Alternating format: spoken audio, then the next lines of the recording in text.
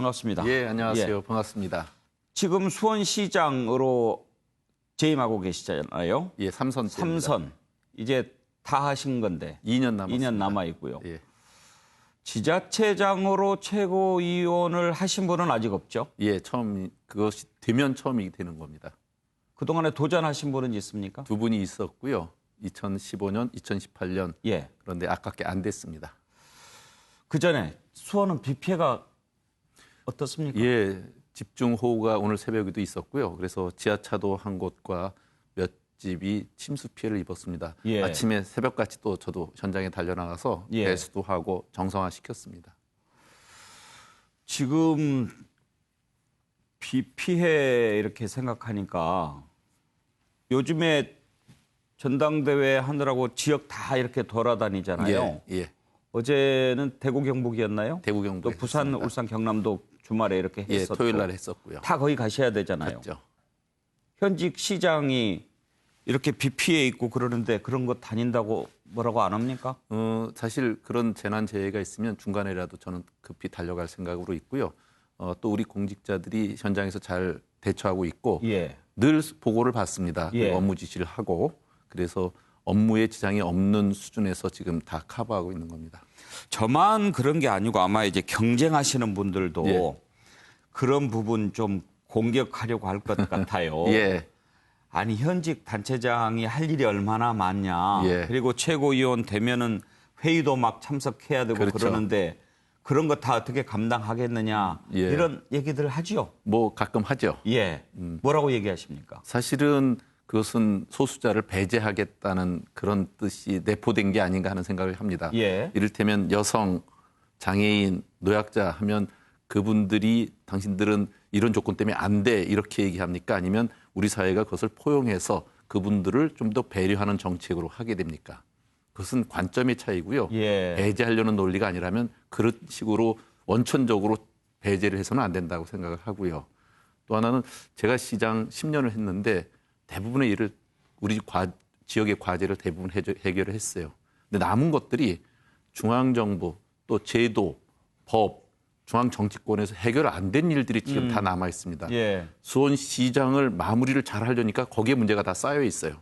그래서 중앙정치권에서 제가 발언을 세게 해서 그 문제들을 해결을 해가나가지 않으면 우리 문제가 안 풀려요. 그건 수원만의 문제가 아니라 전국 지자체가 동시에 겪고 있는 문제이기도 합니다. 예를 하나 들면 예. 지금 지방자치법이라는 게 1988년에 제정됐어요. 예. 그 이후에 지방자치가 실시돼서 30년이 왔어요. 그런데 지방자치가 실시되고 나서 얼마나 많은 것이 지금 그 이전에 만든 법이 잘못되거나 현실에 맞게 고쳐져야 될 부분이 많이 쌓였겠어요. 그러니까 그걸 정부가 쭉 입법 과정 속에 정부 입법안을 만들어서 국내 의결까지 거쳐서 국회로 보낸 것이 작년 3월이에요. 예. 그런데 국회에 가서는 심의도 안 해보는 거예요. 그때마다 저는 이제 시정을 잠시 놓고 국회에 달려가서 그 상임위의 입구에서 법안 심사소위 입구에서 의원님 한 분 한 분 손 붙들고 제발 좀 이걸 좀 풀어주십시오. 예. 지방자치제가 실시되고 30년 동안 한 번도 고쳐지지 않은 법에 지금 부자연스러운 게 한두 개가 아닙니다. 부탁을 했는데 결국은 심의 한 번 안 해보고 지난 5월 자동 폐기됐습니다. 예. 이런 문제가 다 쌓여 있는 데입니다. 제 문제를 해결하는 것뿐만 아니라 한국 지방 정부의 현실을 문제를 해결하는 근본적인 모든 것이 막혀 있는 데가 거기이기 때문에 우리의 뜻을 모아서 국회 그 과정 속에라도 우리의 목소리가 담기게 해야 되는 이 절박한 심정으로 도전을 하게 되는 겁니다. 현직 단체장이 왜 집권 여당의 최고위원이 되려고 하느냐 예. 하는 것에 대한 이제 답을 해 주신 건데 예. 지금 27일 날 전당대회 할 때 대표 뽑고 29일 날. 29일 날 예. 최고위원은 전부 5명 뽑죠. 예, 5분을 뽑습니다. 그런데 지난번 10명 나와가지고 2명 컷오프 되셨고 예. 이제 8명 남았는데 예. 5명이지만 여성 한 분 포함해야 되니까 그분은 이미 된 걸로 치고 그렇죠. 이제 4분, 8명 중에 4분 되시는 거네요. 예, 남자 네이버형 안에 들어야 되는 거죠. 절반인데요. 예, 이를테면 떨어지기가 붙기보다 더 어렵다고 할 수 있습니다. 그 가능성이 어떻게 되느냐 하는 것은 저도 궁금한데 일단 앞부분에 정말 10년 동안 단체장을 해보니까 이런 일들이 참 안 되더라. 그래서 여당의 최고위원이 되면 훨씬 더 힘있게 이런 문제들을 풀 수 있을 것 같더라. 그런 생각이신데 그것을 다른 단체장들도 좋다고 생각하십니까? 예, 지금 이제 정부, 지방정부, 지방자치단체장들이 대부분 느끼는 공감대가 아주 큽니다. 예.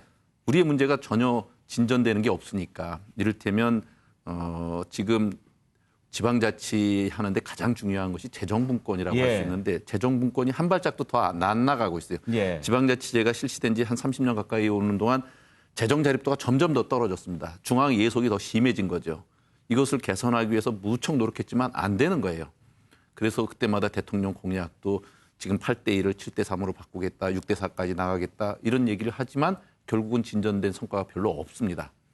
그런 것들을 절실히 느끼는 전국의 기초자치단체장, 제가 이제 전국의 시장구청장 협의회 대표회장이거든요. 아. 이 집단에서 전국 그 기초자치장 협의회에서 저를 최고위원으로 나가서 이 문제를 해결하시라.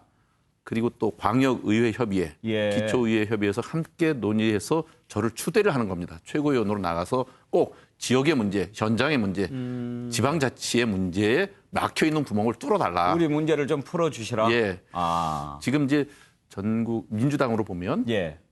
지금 민주당 당적의 국회의원이 176분이에요. 예. 그런데 선출직으로 된 자치단체장이 민주당의 155분을 포함해서 광역의원, 기초의원 합해서 2,450명이 넘습니다.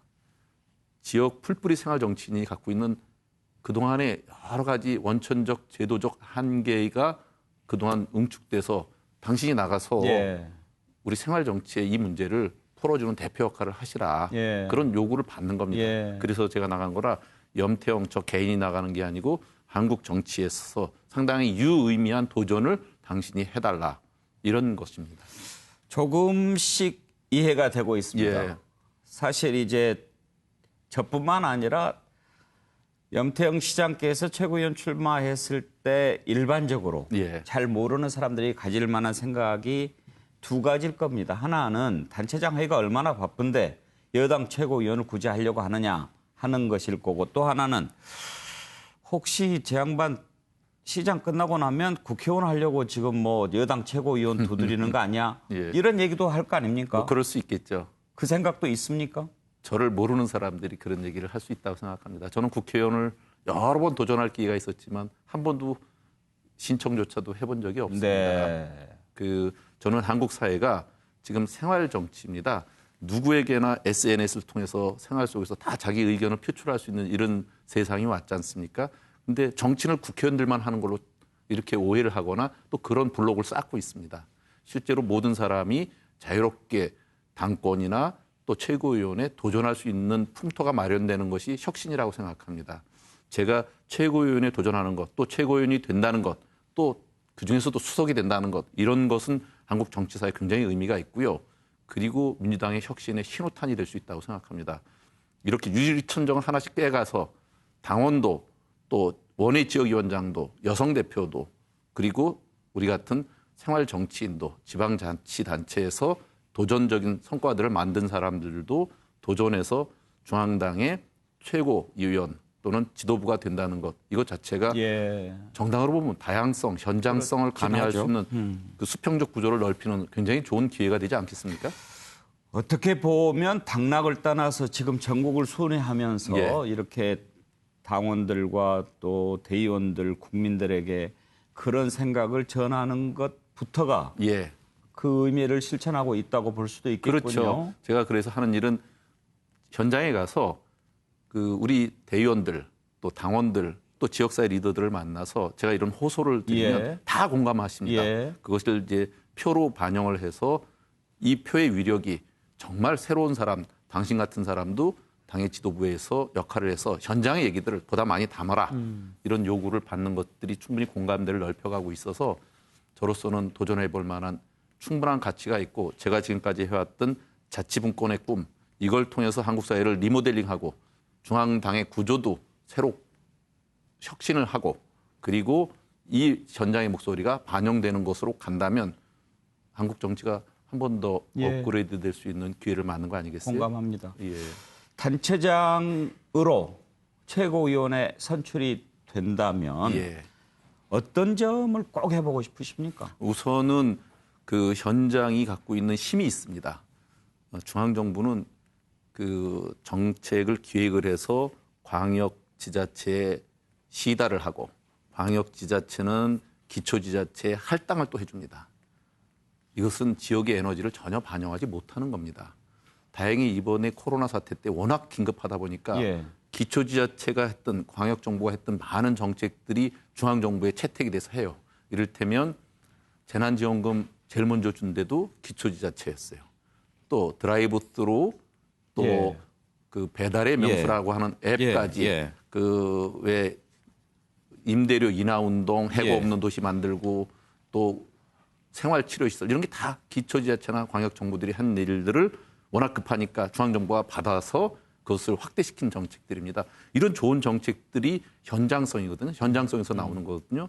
이런 것들이 보다 가미되고 바로 정책화될 수 있게 하는 것들이 제가 할 수 있는 일이고 그것이 바로 정책의 디테일이 있는 거기 때문에 거친 정책들이 안 나오고 실제적으로 시민들에게 그 삶의 질 만족이라든지 행정의 복지 서비스를 충분히 개선시킬 수 있는 사업들로 나올 수 있는 거거든요.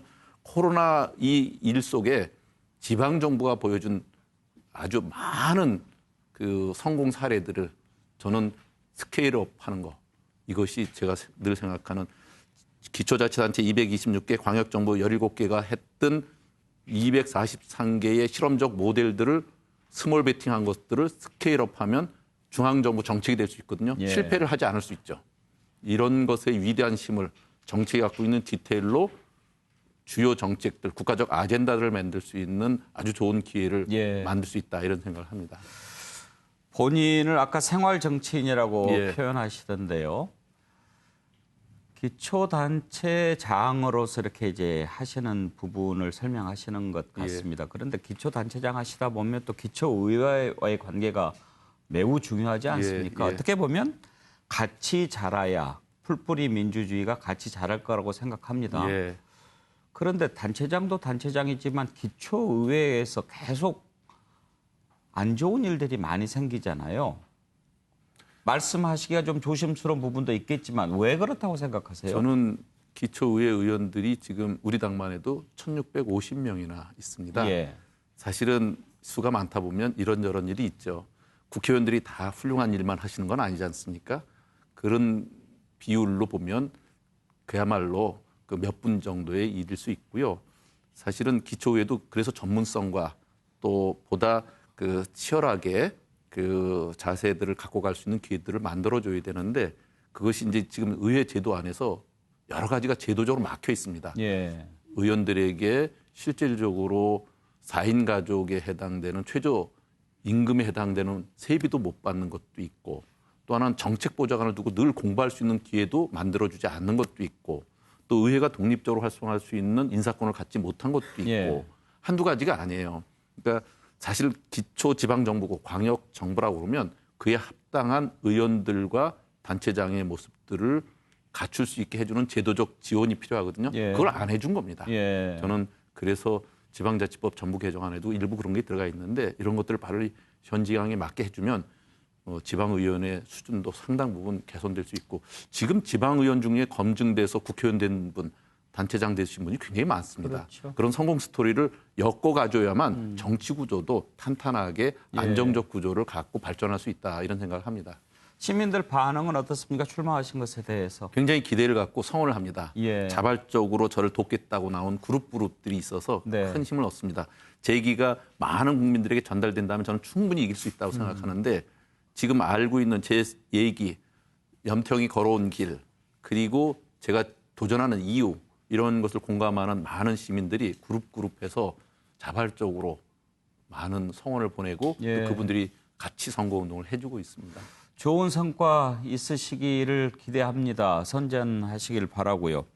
그런데 전당대회 분위기가 좀 안 떠요. 그렇죠? 예, 아무래도 뭐 코로나 상황도 그렇고 또 집중호우도 그렇고 또 요즘에 뭐 부동산 문제 여러 가지 막 좀 이슈들이 그렇죠. 많아서 그런가요? 예. 어떤가요? 실제로 코로나가 너무 국민들을 지치게 했고요. 예. 최근 들어서 정치적으로 별로 안 좋은 국민들의 눈살을 찌푸리게 하는 몇 가지 건이 있었고 또 최근에는 그 수해 그러니까요. 여러 가지가 겹쳐 있어서 예.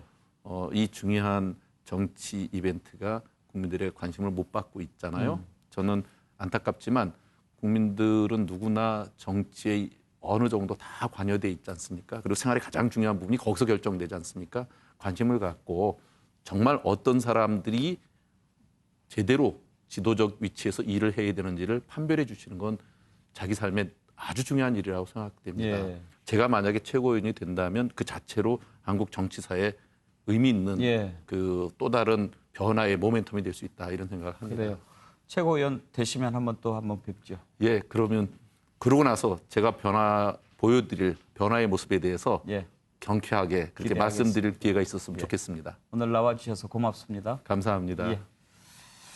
예, 민주당 전당대회 최고위원회 출마한 염태영 전 시장 만나봤습니다. 이어서 호우 피해 상황 좀 알아보겠습니다. 경부 북부 지역 알아볼 텐데요. 한때 호우 경보가 발령됐던 경기도 연천 군남댐에 취재기자가 나가 있습니다. 박은채 기자, 지금 상황을 좀 전해주시죠. 네, 저는 연천의 군남댐에 나와 있습니다. 보시는 것처럼 이곳 임진강 군남댐에는 비가 내리고 있습니다. 연천 파주 지역에는 오늘 오전까지 300mm가 넘는 폭우가 내리며 호우 경보까지 발령됐는데요. 사흘 내내 내리던 빗줄기가 조금은 얇아졌지만 군남댐이 여전히 제한 수위를 웃돌면서 13개 수문 모두를 열어두고 수량을 조절하고 있습니다.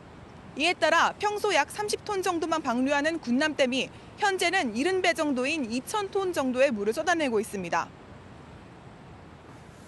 네, 지금 상황이 매우 급박한 것 같은데요. 혹시 그 댐 상황은 어떻습니까? 네, 현재 임진강 최북단에 있는 필순교 수위가 오늘 5m까지 기록하며 행락객 대피 수준인 1m를 넘었습니다.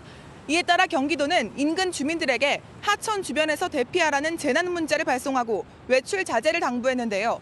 경기도 연천군에선 오늘 아침 대천천 인근 주민 23명이 인근 초등학교와 마을회관으로 대피하기도 했습니다. 다만 빗줄기가 줄어들며 지금은 모두 집에 돌아가는 것으로 확인됐습니다. 한편 수도권 전역에서 인명피해가 끊이질 않고 있는데요. 평택의 한 공장 뒤편에 있던 야산에서 토사가 흘러내려 3명이 숨지고 1명이 다쳤고 가평의 한 펜션에서도 토사가 무너져 내려 2명이 사망한 것으로 확인됐습니다. 지금까지 연천 군남댐 앞에서 전해드렸습니다.